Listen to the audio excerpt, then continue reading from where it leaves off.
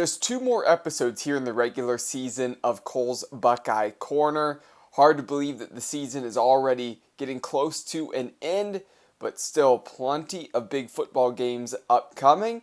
Want to talk about not only the Ohio State Buckeyes upcoming game this week in preparation for Minnesota, of course Michigan looming right around the corner as well, but of course a lot of other good games on the slate as well. I'll get to my must-watch 3 later in this episode. Of course, as always, Cole's Buckeye Corner is brought to you by Hinckley Roofing. Make sure you reach out to them, get a quote, look into how much it would be to get some work done there on your roof. They're the best out there in the business when it comes to your roofing needs, as I say every single week. Huge shout out to them, and thank you for being great sponsors of this show. Well, I want to take a step back and talk about Ohio State's win last week against Michigan State.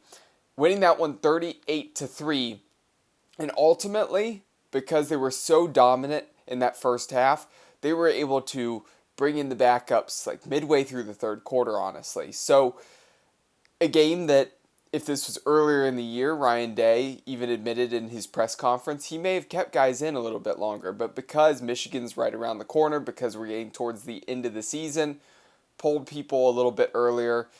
Really didn't want to keep the starters out there too long. And I think that's probably a smart decision because Ohio State offensively, they've had their issues. They've been slow. They haven't looked like Ohio State of the last couple years offensively.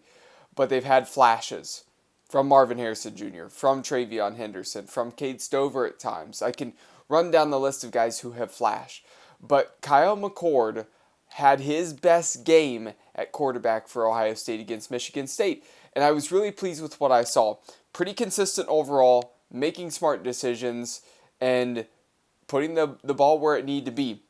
24 of 31 for 335 yards, 3 touchdowns, no interceptions. A nearly perfect game for Kyle McCord. And that's what I like to see from him.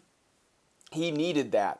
That's a huge confidence booster going into the final weeks of the regular season. And then, of course, the ultimate goal for Ohio State, the goal always every year for them, is to go undefeated, win a conference championship as well, and then go off to the playoffs and try to make a run at the national championship. You're going to need Kyle McCord to perform at the level he did against Michigan State throughout the rest of the year in order to have a chance ultimately.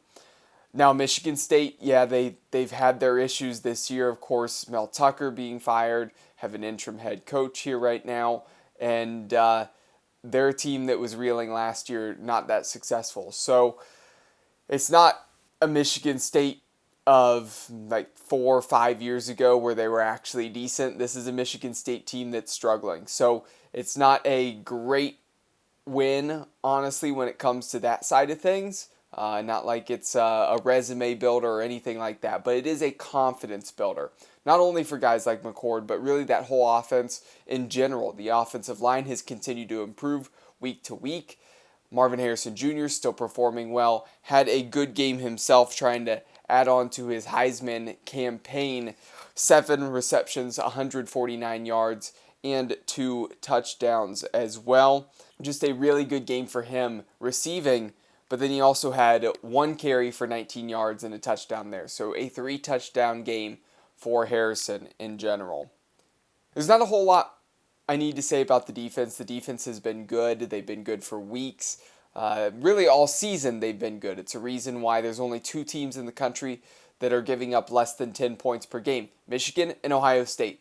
So the 2 top teams in the Big Ten, their defenses are performing really lights out, almost flawlessly, and it's big for Ohio State and how they've continued to perform, and they'll need to continue to keep that up. Coming into this next week for Ohio State, that's Minnesota. The Golden Gophers coming in with a record of 5-5, so they're sitting at 500 right now. Ohio State heavy favorites to win this game mid-afternoon at home on Saturday. But this is a Minnesota team that early in the year I watched a couple of games early, haven't seen them much as of late, but defensively I liked what I was seeing earlier in the year from them. Still physical, good against the run. I thought that defensively, especially against Nebraska to start the year, that game I really liked what I saw. Now, I did see them a little bit against Michigan mid-season, and they got blown out 52-10. So the defense for Minnesota can potentially maybe at times slow down Ohio State, but offensively, I don't trust Callie McManus in that offense to really get a whole lot going against the Buckeyes. So for that reason, Ohio State should easily win this game. I'm going to say that Ohio State takes this one 35-13. So an easy, comfortable win for the Buckeyes. And then, of course, the big game coming up against Michigan following Thanksgiving. So, of course, that one's right around the corner. Before I wrap up the show, I want to give you my must-watch 3 this week. Number 1, we're going to start with Georgia. They now have jumped over Ohio State because of their top 25 wins they've gotten recently. And now as they sit at number 1, they finally play a ranked game on the road. Every time that they've played a ranked game, it has been at home. But now they have to go to Tennessee. So number 1, Georgia at number 18, Tennessee. We'll see if the Volunteers can give the Bulldogs a little bit of a scare, even if they don't end up coming away with the upset there. Now, the next one, number 2. That's 21st ranked Kansas State going to number 25 Kansas. Who would have thought years ago that Kansas State, Kansas was actually going to be a top 25 matchup in football? Would have never guessed it. Could be a really good basketball matchup in years past, but finally it actually is a good football matchup courtesy of how Kansas has turned their program around. Now we could be in for a very good game. I think this one's going to be a competitive game. I'm looking forward to that one. Kickoff at 7 o'clock on Saturday. The other one that kicks off just a little bit after that, I'm going to talk about the Pac-12 again. Another good one is number 5 Washington goes on the road to number 11 Oregon State. And Washington's a team that's undefeated.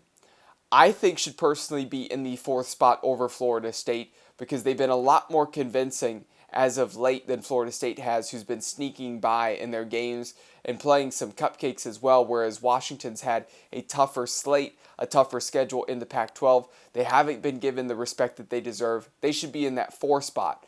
Now, here's where you can make a statement. Either you win this game, you win convincingly, and I think that should give you enough of a boost to jump Florida State, get to 4, or if you see Oregon State pull off the upset here, then teams like Michigan and Ohio State, if they end up losing the following weekend in a close matchup potentially, then they may not drop out of the top 4. They might be able to stay in there, and it would actually be helpful for the Big Ten if Washington does lose this week. So a lot of people will be polling for Oregon State when it comes to this region of the country, but it could be a fun one kicking off at 7:30 on Saturday. That's going to do it all for me. Like I said, one more week of the regular season left.